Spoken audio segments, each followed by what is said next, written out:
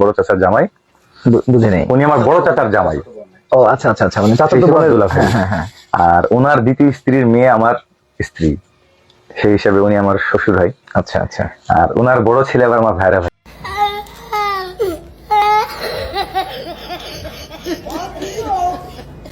সেই হিসেবে উনি আমার তাওই ভাই। এই পরিচয়টা আপনি দিলেই মোটামুটি ওনাকে এমনি বাংলাদেশের মানুষ অনেক চিনে। আচ্ছা আচ্ছা আচ্ছা। আর ওর ব্যক্তি পরিচয় হাফেজ ইমামউদ্দিন, উনি হলো মুফতি খুলনা মুসলিমুল ইসলাম সাহেবের ছোট ভাই।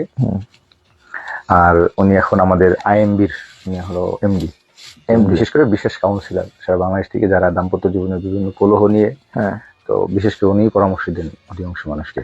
আইএমবি, এই হলো ওনার পরিচয়।